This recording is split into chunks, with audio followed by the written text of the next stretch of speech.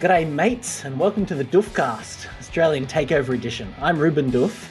And I'm Elliot Doof. And let's drop those accents immediately and go back to our normal speaking voices. Hello, it's us, those people that you might recognise from all the pale shows, basically, on the Doof Network. All the other verse-related shows. If you don't know who we are, I'm Reuben, this is Elliot. We do other shows on the Doof Media Network.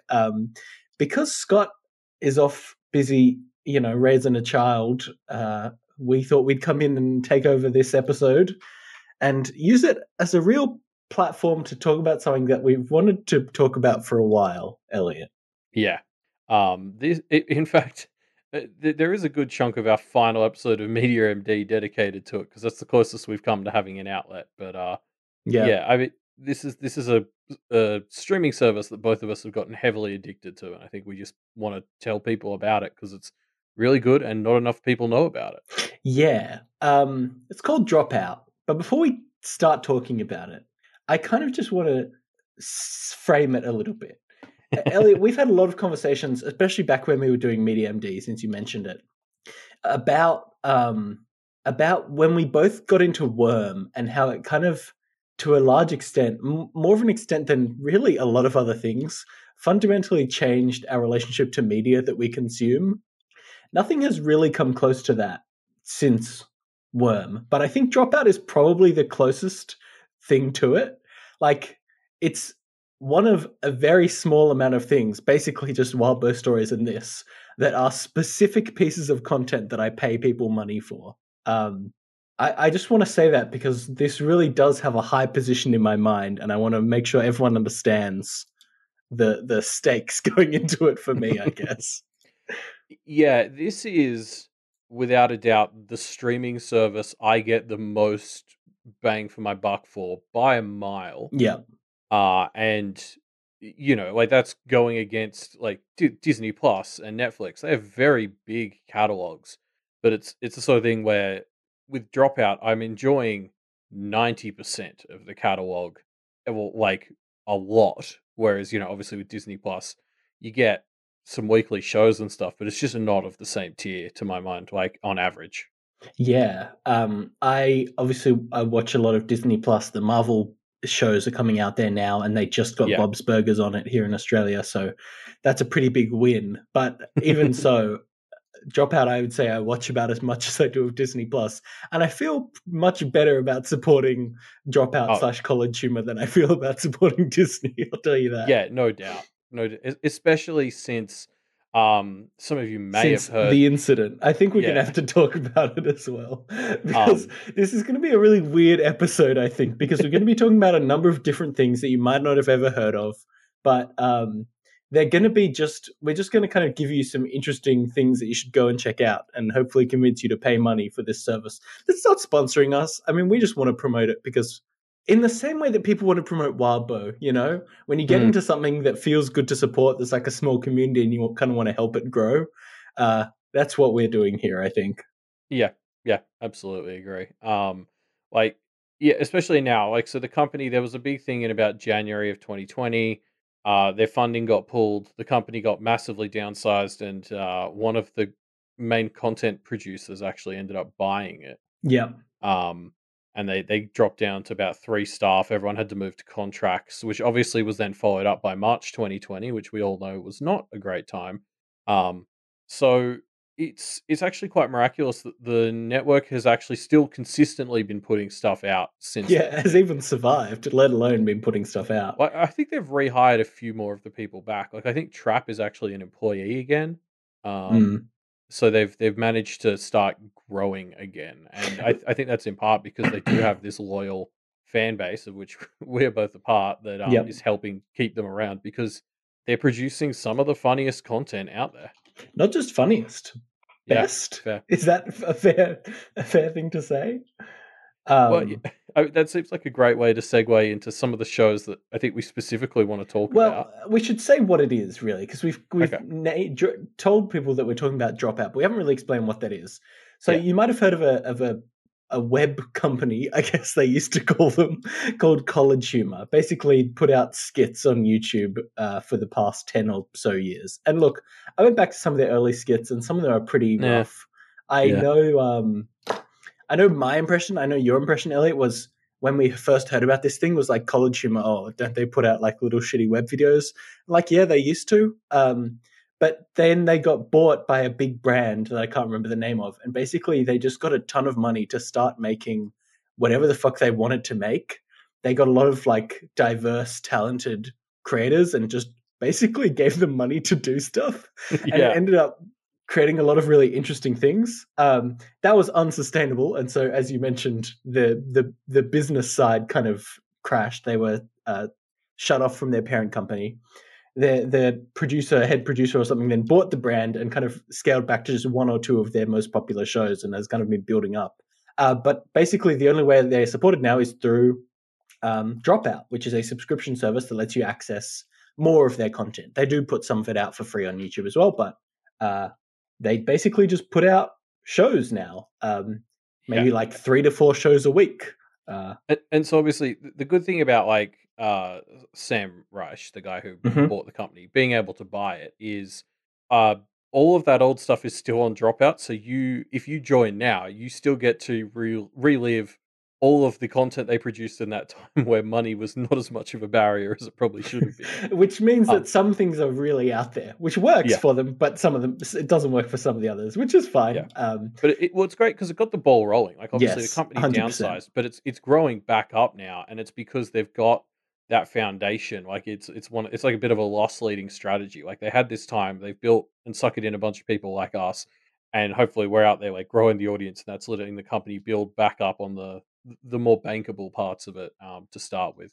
Yeah. Like obviously, Dimension 20 has always been the network's biggest show, and that is the one that is still producing the most content these days. Yeah, that's how we both got into Dropout. You might have heard of Dimension 20 or Fantasy High, a very, very good actual play video series where Brennan Lee Mulligan, a DM, and 6 kind of writers slash comedians play play D&D, and it's very fun. Yeah, The I'm not usually one for actual play shows too much. I kind of got into the Adventure Zone for a while, but like in general, actual play is not my thing. Dimension 20 is so much more than a normal like to sell it as an actual play show almost to me feels like you're doing it a disservice because people just picture, well, it's just a bunch of friends playing a tabletop game. mm. Like, and that might be true of Pace, which you can find on the Doof Media Network. But Nice, good stuff. I don't think that's fair for Dimension 20 because this is 7 like writers, comedy writers, Yeah. but mostly just writers playing a game. And the storytelling in Dimension 20, it's basically less about playing D&D, I'd say, and to me more about like an exercise in improvisational storytelling that Mm. is directed by dice. Yeah. To a very, very high quality. I mean, Yeah. I've listened to Adventure Zone for a while. I checked out a fair chunk of Critical Role. I think those two are the other two big dogs in town. And yeah, Dimension 20 just blows them out of the water, in my opinion. Yeah. It's it's absolutely incredible as a show. So there's 2 full seasons of it, I think, freely available on YouTube. That's Fantasy High, which is the kind of big dog first season that really got a ton of people into it. And Escape from the Bloodkeep, their second season, which features Matthew Mercer, which obviously is Yeah. a pretty big draw. Um, Um that's actually not true. Season 3 Unsleeping City is also on YouTube. oh, Um cool. Is Tiny Heist? So they also had the McElroys on to do Tiny Heist, which is yeah, I a show where they're all basically playing little Lego minifigure sized characters, tiny I little characters in a tiny little world. Great stuff. yeah, I don't think that one is on there yet, but it's kind of like I think they're sticking to about 4 seasons behind, or Yeah. it's hard to tell because so obviously, see, it's an anthology series. In case you hadn't picked up on that yet, so each season is like different players or like entirely different worlds and characters, Yep. but sometimes they do sequels. So Yeah. season 7 was Unsleeping City Part 2, which was a sequel to season 3. It's a bit Gets confusing. Um, complex. Yeah. but yeah, so I think when season 7 started, they did release season 3 to the public to basically try and entice people by going, "Hey, if you're enjoying this, we've got the sequel on our paid service." Um, and I mean, Unsleeping City is my favorite pair of seasons, honestly. Interesting. I mean, it's urban fantasy. I People who are familiar with Reuben and I's repertoire know that I'm a bit of a sucker for that genre. I think rather than just talk about the show in the abstract, let's give some teasers for some of the seasons, because I think, you know, it really helps to sell the show when you find out what the fuck they're actually doing. Yeah, Um, yeah. I might point to what I think is possibly the best conceit for a RPG show that I've ever heard. One of the seasons, called A Crown of Candy, is effectively Game of Thrones, but set in a world where the kingdoms are based on elements of the food pyramid. So it's the vegetable kingdom, or the dairy kingdom, or the candy kingdom, where the story takes place. A brutally violent role playing game where the main characters are all candy people, which is just a fucking insane idea, and it works so well. And that's effectively what they're all like. That's maybe the most high concept one, but they're all pretty great. Yeah, I think conceptually my favorite would be season 2, which is one of the ones that's free on YouTube. So, if this is at all piquing your interest, go and watch this one. So, Escape from the Bloodkeep is a workplace comedy set in Mordor during the latter half of Lord of the Rings. Yeah, Um, like obviously they can't actually use Mordor or anything, so it's all like rip-offs. Like it's like there's two halflings bringing the Lord's crown to drop it in the volcano to kill it. Like called it's all the Scary Volcano as opposed yeah, to Mount Doom. exactly. Which, until I heard the phrase Scary Volcano, I hadn't really put together how stupid the name Mount Doom Mount Doom. actually is. I mean, Tolkien was a bit like that. He alternated between like really wild, crazy names in languages he invented, and then just like stupid descriptive names. But I stopped making fun of that when I looked at like a map of my local area, and that's actually just how people name things. I think he was spot on. Yeah, no, 100% it is. Like here in Australia, it's like half the places near me are named like after the indigenous terms for things or the places, and then they'll just be like, I live near a place called Big Hill. Give you $10 if you guess what's there. Mm.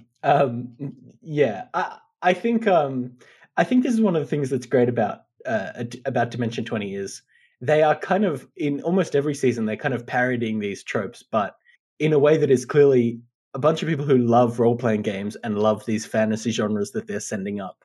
And so it's very lovingly exploring these tropes while also having some of the most real and genuine character moments in any show like this I've ever seen. Mm. Well, yeah, I mean, like as I sort of said, like with the exception of some of the guests in these even numbered seasons that they do, everyone involved is a writer and an actor. So, like their ability to construct this stuff on the fly and actually pull it off is phenomenal. Like there are moments where I've had to pause the show just because I'm laughing and crying so hard simultaneously. Yeah. Yeah, it's like that, huh? I mean, yeah, can't recommend it enough. Definitely go check out. I think just watching the first two episodes of Fantasy High is enough to get anybody hooked into this, I would say. Yeah, it's the natural starting point. But yeah, Escape from Bloodkeep would be the only other thing I'd be like, yeah, you could maybe start here. But Mm. if you watch the first two episodes of Fantasy High, you'll be sold on it, or you won't, I I suppose. mean, And in I that, can't imagine, unless you're the kind of person that thinks you won't get into an actual play show, which is fine. Maybe you won't. I can't imagine anyone who likes actual play stuff not getting into Fantasy High. It's yeah. just so good. Everything about it is so good. Um, should we talk about some of the other shows on Dropout, Elliot? Yeah. Okay, so the one I'd probably want to talk about next, like the one that is one I've used to sell people on College Humor as well, is this show called Total Forgiveness. Mm-hmm. um, which not even many people who have Dropout have seen, but Yeah. it's probably both the funniest and most heartfelt and emotional show I've ever seen. Like just full stop. Mm. Um, i- the the premise is that two of the cast members who are sort of drowning under student debt, because obviously that's a whole mess in the United States. Um, they managed to convince College Humor to fund a show where they are challenging each other to do tasks, and if they manage to do them, then they would get like $5,000 paid off their student loans or whatever. Yeah. Um, They it, win the increasing amounts of money paid off of their student loans. Yeah. And so they enter this sort of balancing act of trying to support each other as friends because they are kind of best friends. But also they need this money. And And they it's a both really take great, the premise very seriously. They both yeah, commit to giving each other increasingly horrific challenges to do. yeah, and so it gets messy. Um, Mm-hmm. like It gets very raw. I think there are 10 episodes, I want to say. It's somewhere around there, and I'd say watching watching 6 to 9 can be some of the some of the most depressing stuff I've ever watched, but like it's so good. And there's funny moments mixed into those, but there's just a few moments in the latter half where it just hits you. And that obviously all comes together in the ending in a very fulfilling way. So I don't Mm, get scared. I have had people start watching this and then bail, and I'd have had to sort of force them to see it through to the end because it does end in a very fulfilling way. But I think just yeah, the humor, the emotion built into this premise of two actual best friends essentially being paid to torture each other, um, and then that sort of undercurrent of how it ties into the student debt crisis in America. It's just some of the best unscripted, or just some of the best content I've ever seen, and particularly considering it's unscripted, it's yeah. incredible. Yeah, because it starts out where they're kind of like, oh, you have to wear a shock collar for a day, right? Yeah. And like, okay, cool, that's a good kind of joke premise. And you're like, oh, cool, this is a fun show. And then it starts to escalate. You're like, oh, you have to read excerpts from your diary as a book reading. And you're like, Mm, okay, this is funny. It's getting a little bit more real. And then they commit to making each challenge more and more, because obviously they're winning more and more money with each challenge.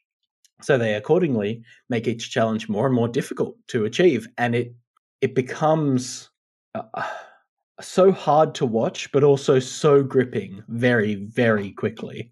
yeah. Oh, yeah.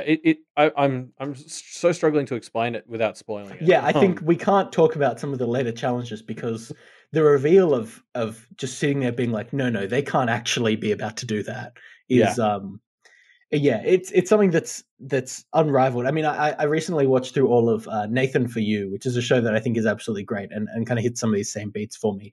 And some of the stunts that Nathan does in that show are incredible. But Total Forgiveness has this like the relationship between the two of them as genuinely best friends who hurt that they have to do this to each other Mhm. at this thing that they have completely created.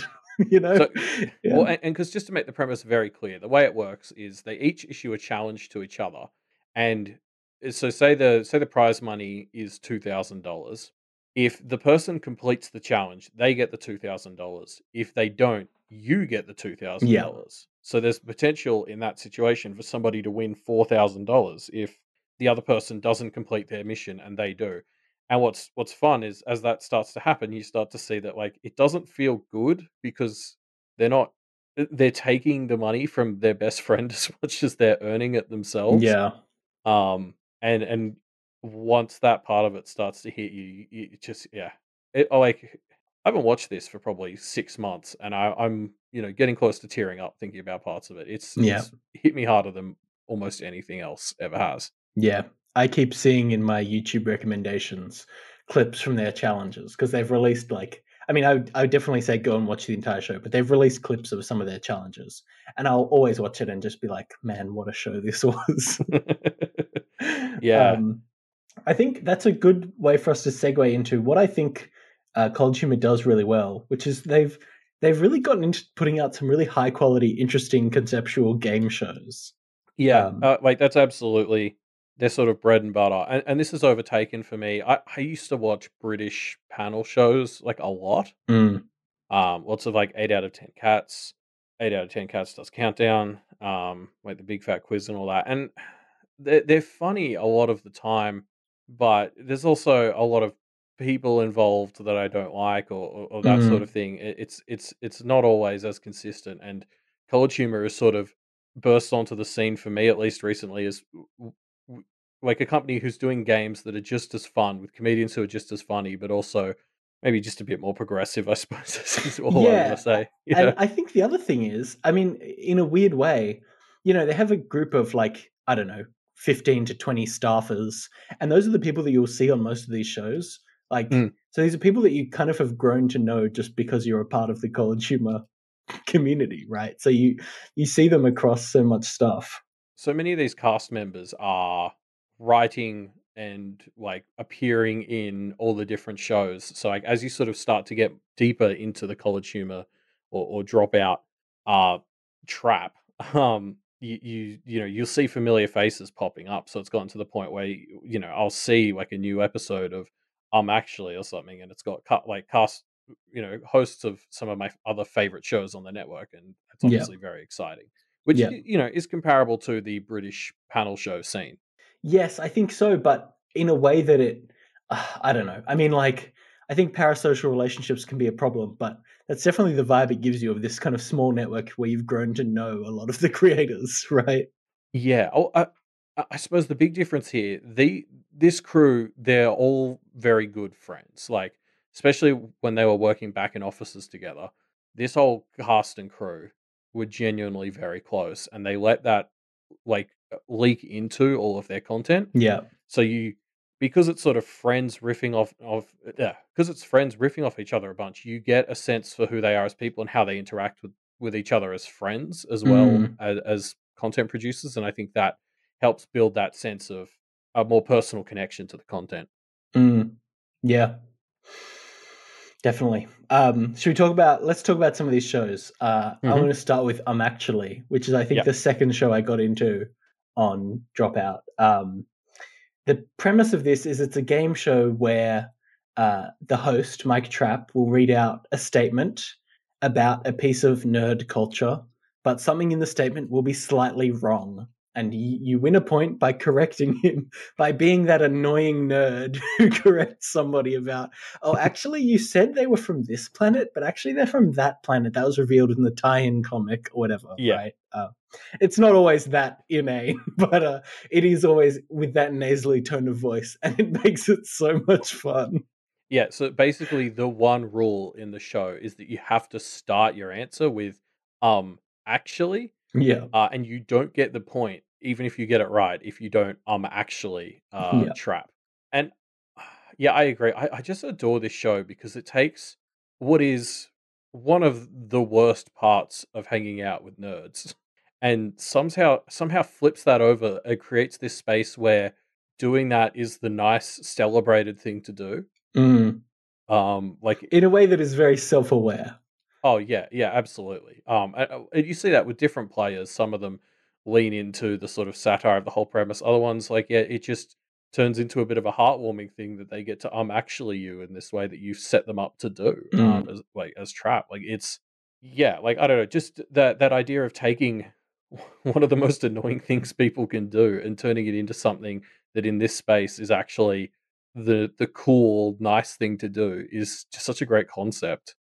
Yeah, I think one of the other things that makes this show really work is it's in a lot of ways an exploration and a celebration of the weirdest and stupidest bits about fandoms. Yes. Um, like a lot of the questions will be like, oh, in Marvel Comics, there's obviously an alternate dimension where everyone's a gorilla. There's characters such as Gorilla Thor and Gorilla Iron Man or whatever, right? Hmm. And I'd say probably about 30 or 40% of the questions are based around just something that seems so ridiculous on its face, but is true, and you just have to find the small inconsistency with it. But it's just kind of a jumping off point for them to talk about how weird, some of the old Silver Age comics are, or some of the things that have happened in this fandom or that fandom. And it just is always so much fun to learn about some of the weird shit in communities that you might not necessarily have come across. Yeah, and I think that's a huge part of why the show works because obviously, there'll be episodes where I'm only familiar with the content of 30% of the questions, right? Yeah, Like if they start asking about Star Trek, I've never seen Star Trek. yeah, I have nothing to offer.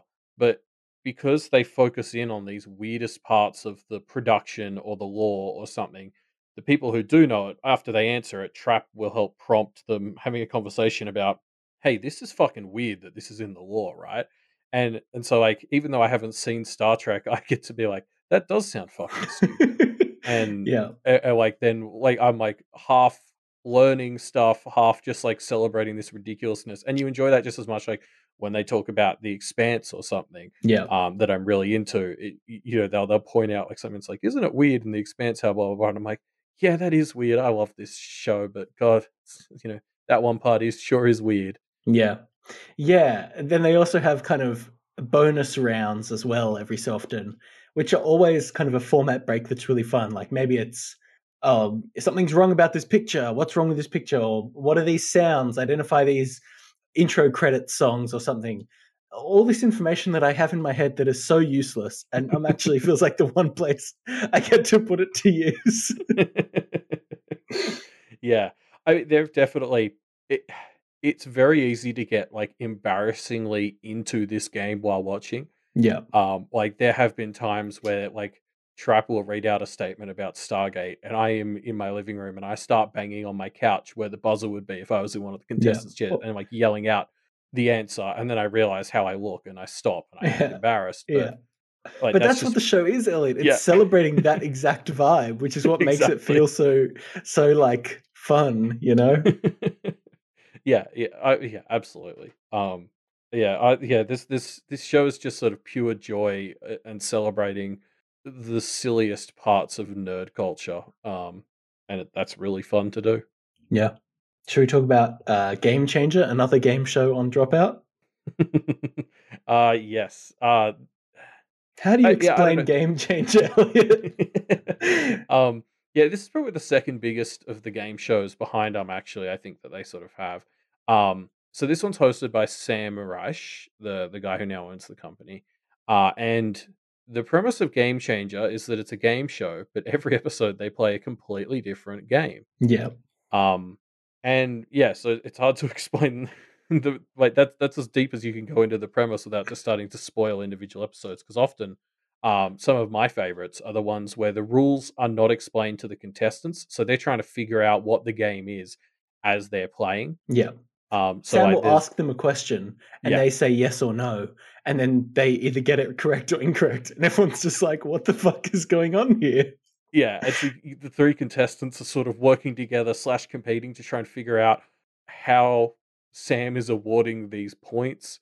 The first episode is still one of my favorites, which is where Sam has a machine that can apparently tell if the contestants are being truthful or not.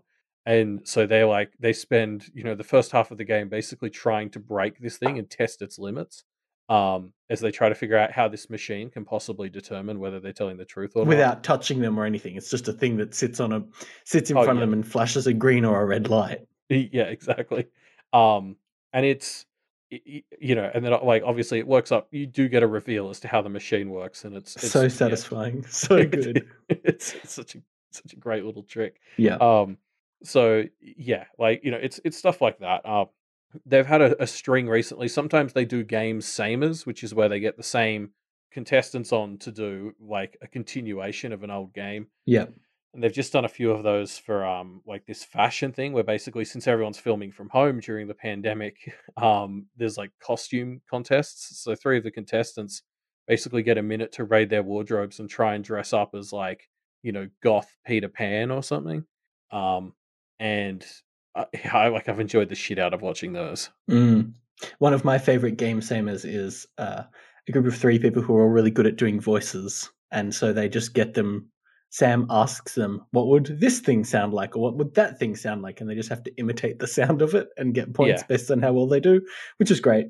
Yeah, and like it starts off, just straight up impressions. Then you start to get to the point where it's like, what would SpongeBob yelling at an FBI agent be Mm. like? Or And then like it, the birth of a new galaxy full of eggs or yeah, something, complete nonsense that they then just kind of have to improv what it would sound like. um, yeah. So like, I mean, obviously, with something like Game Changer, there are There are like, hits and misses. yeah, there are hits and misses. Yeah. There are a couple of episodes I'd say that didn't grab me, but the beauty of it is you can just sort of skip past them. It's not continuity. The whole point is every game is completely different. Yeah. But Um, obviously, the plus, as we mentioned before, is when you throw a lot of stuff at the wall, some of it really, really hits. yeah.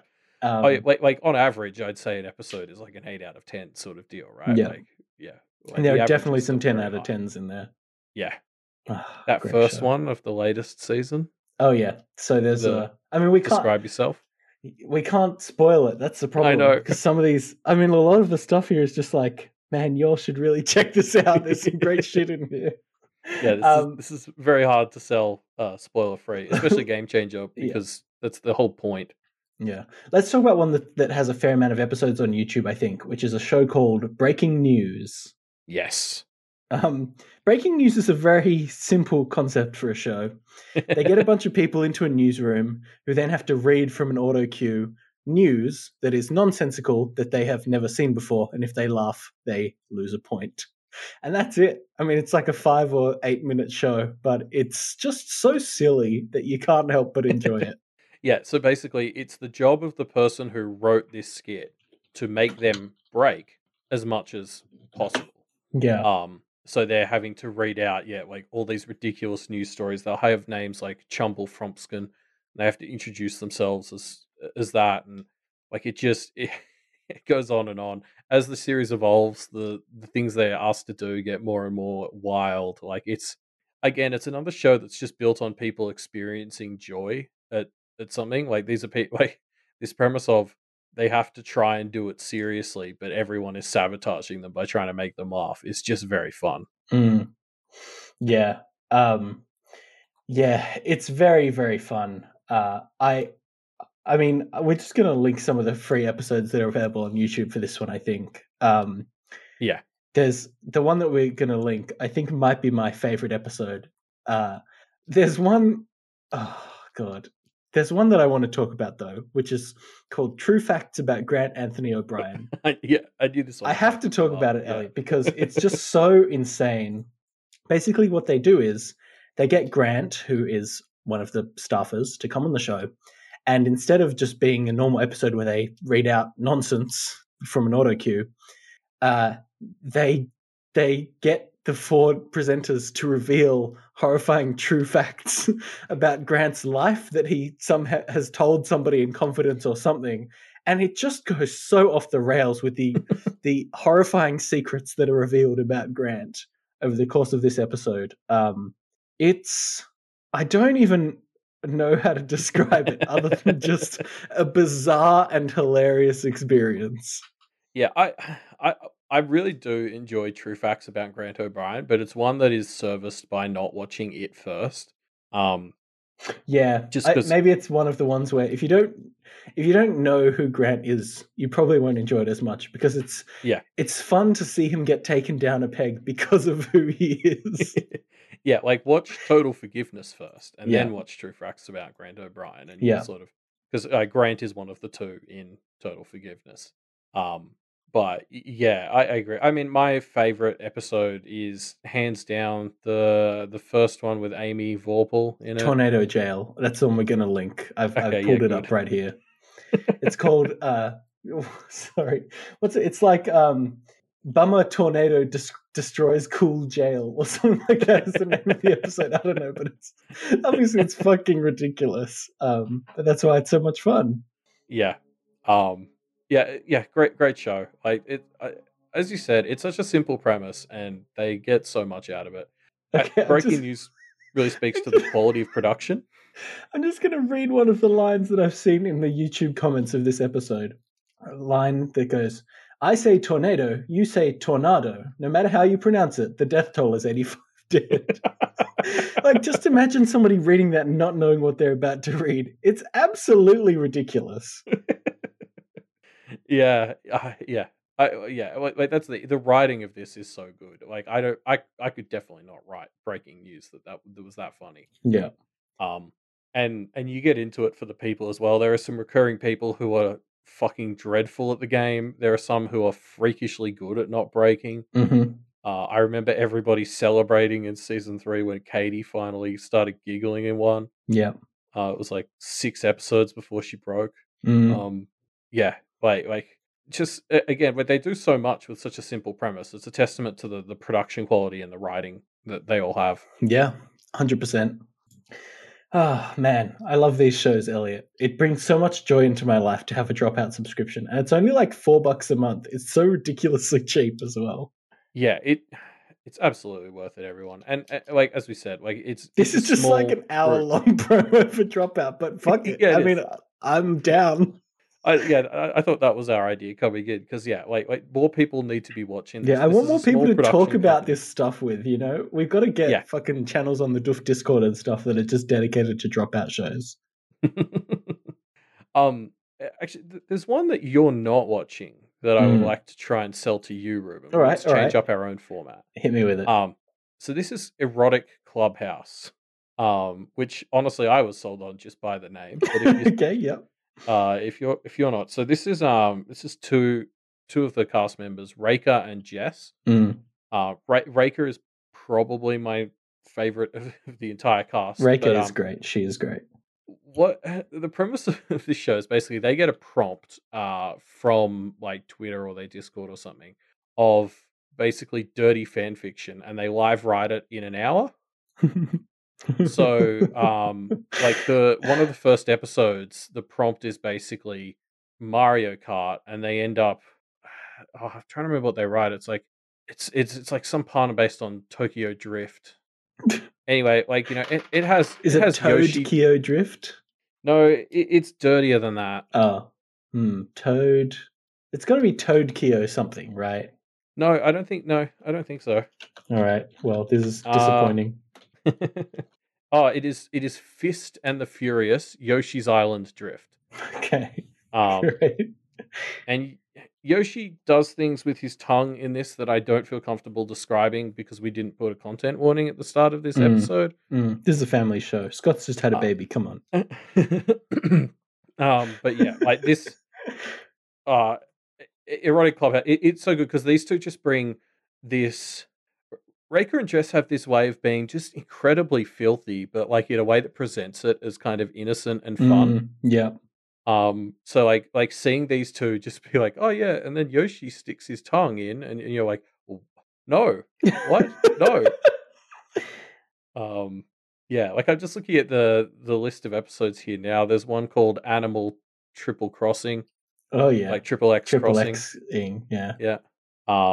They've they've got one about gremlins called the Nude Batch. Nice. It's just a joy watching these two over the hour. For like they spend basically about half an hour constructing this story live, and it's like they're co-writing it, so they work off each other's energy, and then they do a dramatic reading where the production crew like illustrates and animates some of the Oh scenes in very no. fun ways. Please no. They don't animate those bits as graphically. Okay, good. Luckily, like Good. yeah, it's mostly like sketches and stuff. But it's yeah, Look, it is. I'm kind of turned off the idea, if you'll pardon the pun, by the fact that it is going to. I know it's going to get explicitly graphic. But then, having said that, we did do an episode of Media MD where we talked about Chuck Tingle books, and I tried to get you to read those, and those are also very, very graphic. So I can't be too much of a hypocrite. I will check it out, Elliot. You've convinced me. Yeah, I like it does. I mean, yeah, it does get dirty, but I've personally have not found it too confronting. Whereas like Chuck Tingle gets nasty. Mm. And I don't think erotic. Like I think at other things. So Raker and Jess before they ran this show, they had another show called Erotic Book Club, and that was basically I think it was like once a month. They and some guests would get together and basically read like a trashy Mm. like 50 Shades of Grey style knockoff book Yeah, yeah. and then talk about it. So they've kind of got this history of studying and making fun of really shitty, Shitty like, romance novels. yeah, exactly. And they're basically just channeling that with this extra lens of it has to be about something like Power Rangers or Mario or the Grinch. The Grinch. Yeah, there's a Grinch one. And is there a line in there about something growing 3 sizes? Yeah, I think there is. I would be It's disappointed been a with while since Reika I if there watched it. wasn't. But yeah, yeah. So yeah, they sort of take this energy they have from like mocking shitty romance like this and turning it into like something that they're kind of lovingly making fun of. So yeah, probably not for everyone, I'll admit, but it's worth checking out. All right, fair enough. Are there any other shows on Dropout that we should talk about, Elliot? I mean, there's lots of like little ones. Like there's this one I enjoyed for a little bit for a while called like Ultra Mechatron Team Go, which is basically Mike Trapp, the guy who runs on actually wrote like a couple of hours worth of content that's basically like a rip off of Power Rangers. Mm. So it's like about a dysfunctional group of teenagers trying to operate a giant mecha to save their city from kaiju, and they're just kind of shitty at it. So if you like grew up on Power Rangers like I did, this is a great satire of that whole sort of vibe. Yeah. So I don't know. Lots of little ones like that, like the skits, obviously, that we said that made college humor famous. They still do those. So like a lot of those are very funny. Yeah, and I like them, but it's just they can't compare to me to the brilliance of some of these shows that we've talked about that are I guess most of them are semi-scripted, semi-improvised, huh? Yeah, these are the ones that for me, I'd say it's like when you're already here, you end up kind of watching them. Yeah. Like I've watched a lot of the skits or something like Ultra Mechatron Team Go because I ran out of them actually, and Dropout's recommendation was like, here you go. Yeah. So things like Fantasy High, I'm actually game changer. I think they're the ones you come for, and then there's a myriad of smaller shows. Not Erotic Clubhouse? I don't think that's one that gets people in unless you're a certain kind of person, but I know that that's not everyone. Well, we didn't put an explicit tag, so I won't explain my joke any further, but let's keep going. Okay, no, I just got it. There we go. All right. Logan, I hope you weren't listening to that one. Anyway, so yeah, I mean, yeah, it's good stuff, guys. Go to dropout.tv and check it out. We'll probably link some free YouTube videos that are there, like this Tornado Jail one that I'm just going to be honest, I'm going to go watch as soon as we finish recording this episode. Yeah, I've got it open in a tab. It's been too long since I've watched it, and I am so keen to rewatch it and see Amy make that face that we all know and love.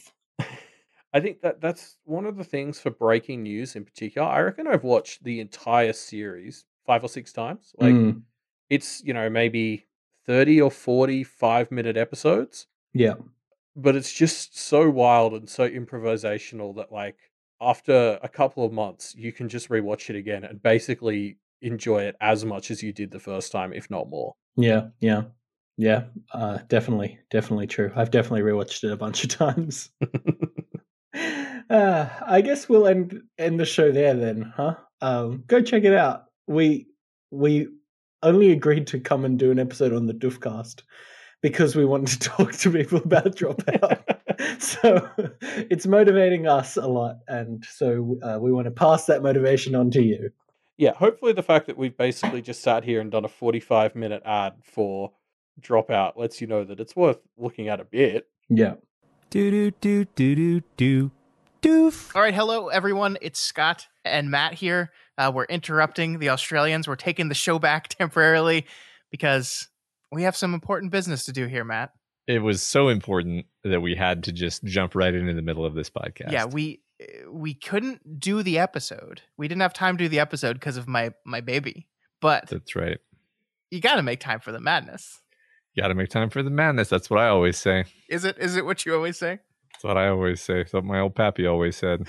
All right, this week we are going to be talking about the results of our Elite 8 matchups, and then you and I will do the very difficult choice of picking between our final 4 contestants. It's never been harder than it is right now. So we'll see how this goes. I don't know. I don't know how this is going to go. I haven't decided yet.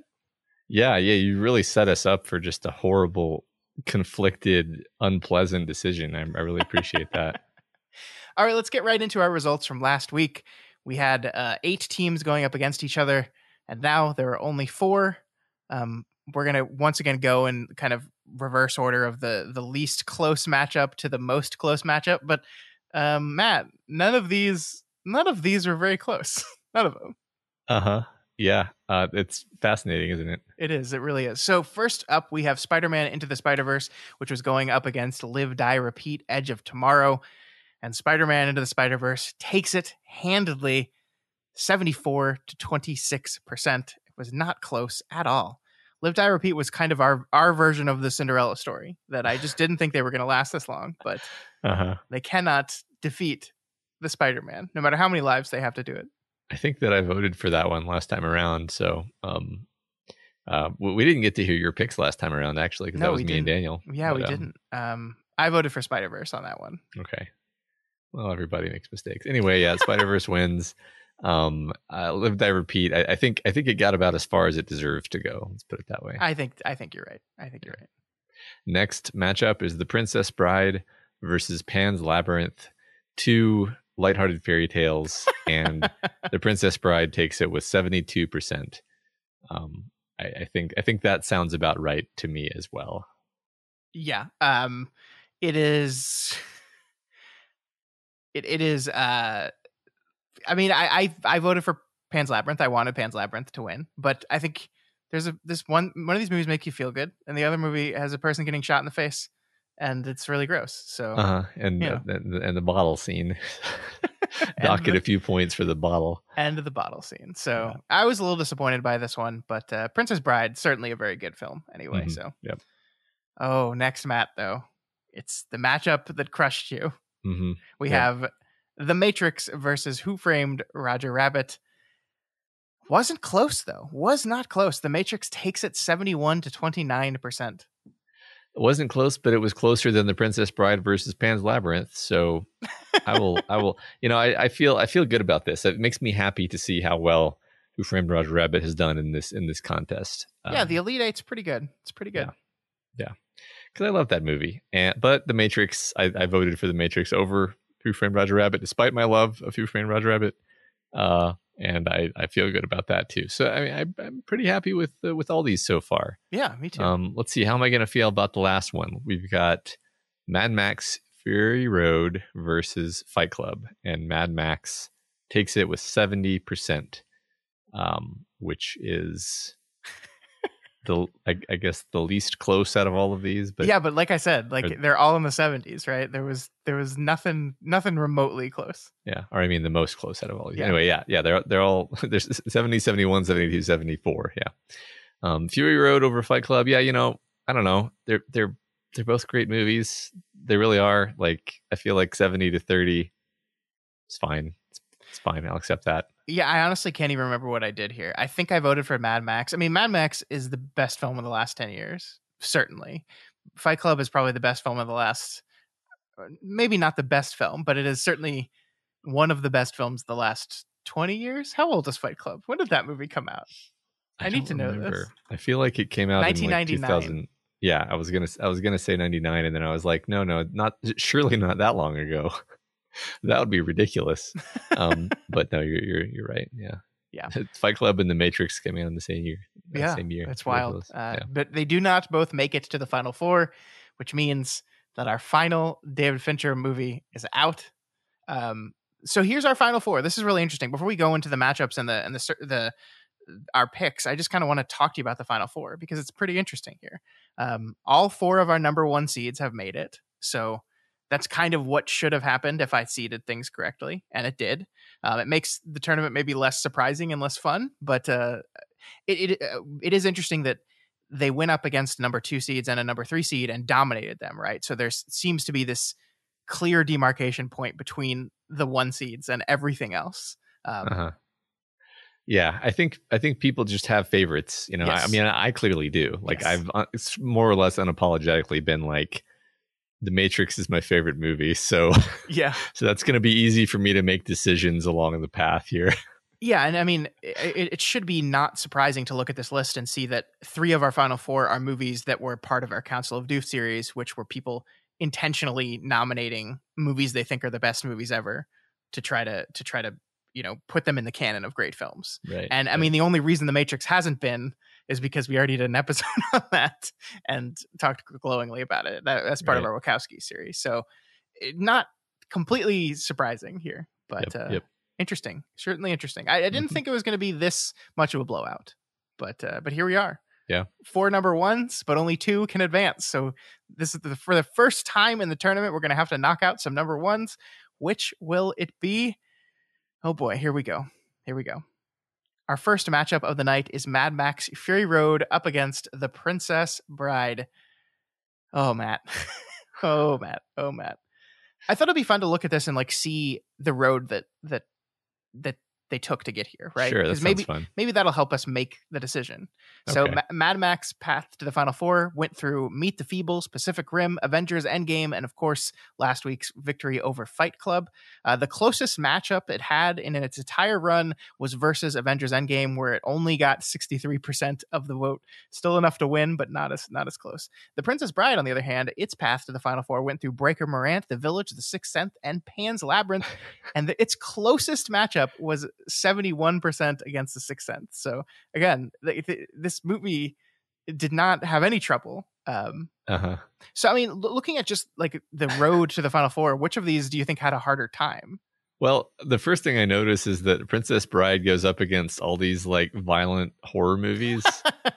And then Mad Max goes up against basically a bunch of action movies. Yeah, that's true. A lot of blockbusters in the Mad Max bracket. I call Fight Club more of a thriller, but yeah, it's interesting how just like the tenor of the movies that they had to face were so different, and they're really such different movies. That's what makes them difficult to compare against each other as well. Yeah, but we have to make a decision, and I need to know right now, Matt, where are you going?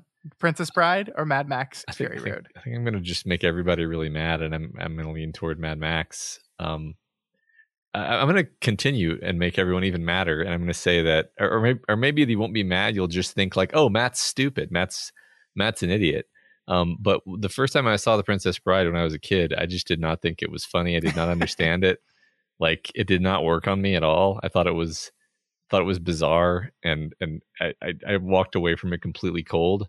It was only when I was older that I was actually able to appreciate The Princess Bride. So I've always kind of had this dark secret at my heart where I'm like, look, I like The Princess Bride, but I have a clear memory of watching it as a kid and not really liking it. And that has always sort of not tainted it. I can watch it and enjoy it now. It's just like, I know how it worked on me, and it didn't work on me very well. So that is what's going to push it over for me. This terrible secret that I've held in my heart all these years.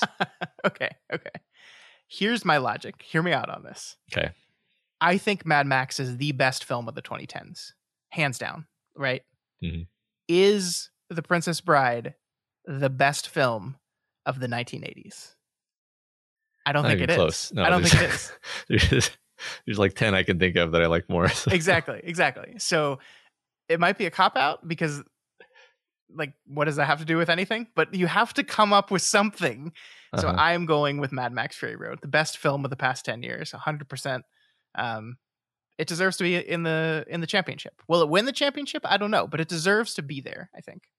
I feel the same. All right. So let's move on to our second matchup. This is Spider-Man Into the Spider-Verse versus The Matrix. Matt, why don't you tell me about these two movies' path to the Final Four? So Spider-Man's path to the Final Four went through The Lives of Others, Gone Girl, Zodiac, and Live, Die, Repeat. There's a lot of really good movies in that list. Yeah, a lot of really good movies. A lot of like psychological thrillers. Yeah. That this cartoon Spider-Man movie sliced through, like some Wolverine's claws. Yeah, there we go. And then The Matrix, its path was through Mimic, Hellboy, Snowpiercer, and Who Framed Roger Rabbit. And I don't have anything that can tie those movies together into any kind of meaningful narrative, but I definitely feel like it's probably better than all those movies. I do have a very soft spot in my heart for Who Framed Roger Rabbit, but like, God, it's The Matrix. Come on. Yeah, I mean, and Who Framed Roger Rabbit was the only movie that gave The Matrix a run for its money. I think if you look at The Matrix path, I think it's an easy one, right? Mimic, Hellboy, those are easy decisions. Snowpiercer, good movie, still pretty easy decision. It really wasn't until the Elite Eight that The Matrix even came up against a movie that I would pause at. Yeah. Whereas Spider-Man's path, I mean, The Lives of Others is an excellent film. Gone Girl, great movie. Zodiac, one of my favorite films of all time. Live, Die, Repeat. You guys said last week, best action movie ever, which I don't know if I agree with that, but very good action movie. And not only did Spider-Man, I think, go up against better films, but it decimated them. Yeah. Spider-Man's closest matchup was last week's matchup against Live, Die, Repeat. 74% is the closest anyone got. The closest anyone got to taking down Spider-Man is yeah. I mean, yeah. like this 26%, right? Which is, I mean, Yeah. that's nothing. That's nothing. Right. It's funny because after me and Dale had that conversation, I ended up watching Live Die Repeat again, like that next day, just because I was like, kind of love that movie. It's a good movie. Which, I mean, to me, that says, hey, I do actually like that movie, because what I didn't do is I didn't go watch Spider-Man Into the Spider-Verse. I love that movie too. I've watched that movie a bunch of times. But anyway, good run. So now these two great movies versus each other. Everybody already knows how I'm going to vote. So they're the least interesting vote of this whole thing. You've made it very clear from the beginning where you're going to vote. Almost to the point where it's going to be, if the Matrix wins, it's just going to be like, yep. Here's the argument I'm going to make on this one. The Matrix is the best Matrix movie. Spider-Man Into the Spider-Verse is not even the best Spider-Man movie. Spider-Man 2 is the best Spider-Man movie. Spider-Man Into the Spider-Verse is like the second best Spider-Man movie. So, I mean, that's a really good place to be. But if you're putting the best Matrix against the second best Spider-Man, my logic is infallible.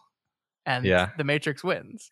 Gonna have to go with that. It looks like Cal Subalu and Cross agree with us, I think. I think so, yeah. In the comments section here.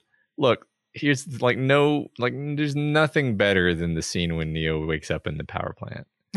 and am I just saying that because I watched this movie when I was 14 years old and it blew my mind? Yes. Maybe. I still defy you to find a better cinematic moment than that. I mean, there's certainly not one. There's definitely really great cinema. I mean, the interesting thing is, I think you could look at The Matrix and say, this movie changed action movies. 100% true. I wonder, it's almost too early to see Spider-Man Into the Spider-Verse's impact on the world of animation. It is definitely a movie that is pushing the envelope in animation.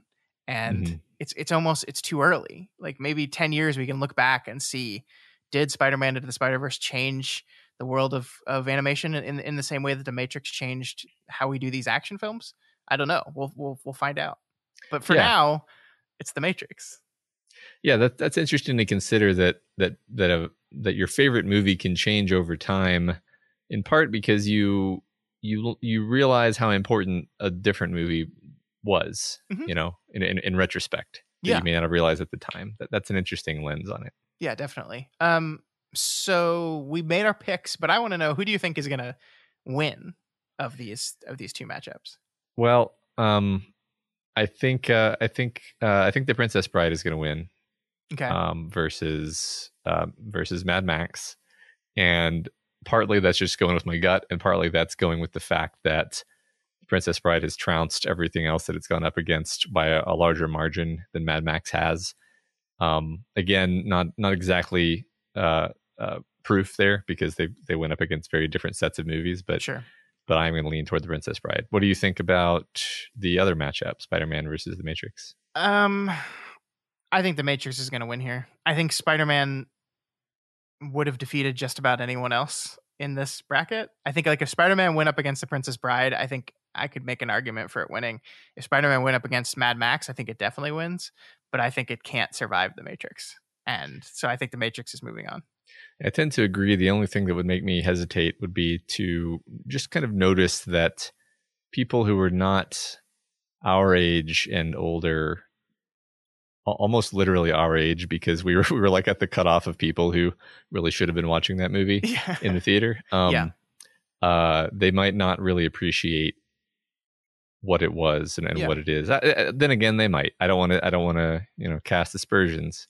Well, I mean, I think there's definitely a lot of like 14 to 17 year olds who watched Spider-Man Into the Spider-Verse that could have had an experience like we did when we first watched The Matrix. That definitely. So awesome. Yeah, sure. So I don't know. We'll find out, but I think The Matrix is going to take this one. So we're predicting a finals that is The Matrix versus The Princess Bride. Not what my version of the bracket would have looked like. I think I would have had very different movies in this Final Four, but still some pretty good movies here. Yeah, I would be very happy to see that matchup, just because, man, what a strange pair of films to put up against each other. Indeed. And we'll see next week. We'll talk about those matchups and see how the Final Four went, and then vote for the winner, the champion, next week. All right. So we're going to send it on back to Reuben and Elliot, who will wrap up this whole episode. We thank them again for kind of stepping in for us and doing an episode. And hopefully Matt and I will be back next week to do, I don't know, man, something. We're going to do something. Yeah, we'll figure something out. It's baby season, folks. Yeah. Gosh, babies. I'm so tired. Yeah, Scott, just before we sat down, Scott was like, hold on, I've got to make sure that he's down. And then I was like, haha, the tables have turned. It's true. Of course, I'm actually just super happy for you. But, yeah, thank you. All right, back to the Australians. Doof. So go to dropout.tv. Or if you want to support another network that's always producing great content, the Doof Media Network, why don't you go to doofmedia.com and check out all the great shows on the network? Yeah, we're in some of those. We have Pace, which we mentioned before. Well, we're actually doing our own actual play thing. I'm not going to pretend that it's anywhere near the tier of Dimension 20, but hey, if you like Wild Burst stuff, it's probably worth checking out. I think it's pretty good. We're about to release, actually, I don't know when this episode's coming out, but we probably have just released an episode of Pace that I think is absolutely exceptional. I'm very, very happy with how it turned out. It was a lot of fun to play, I can say that. Yeah. So yeah, head to doofmedia.com to find out more about all the other shows.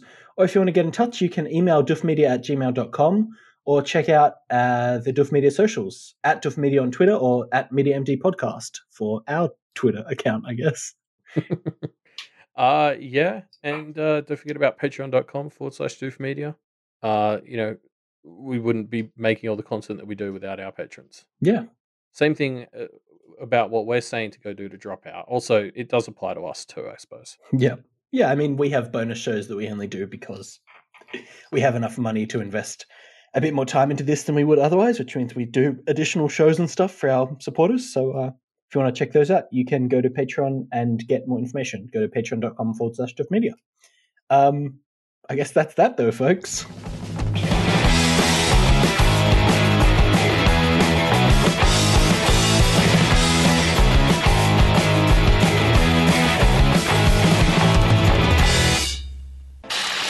My name is Doof, and you'll do what I say. My name is Doof, and you'll do what I say.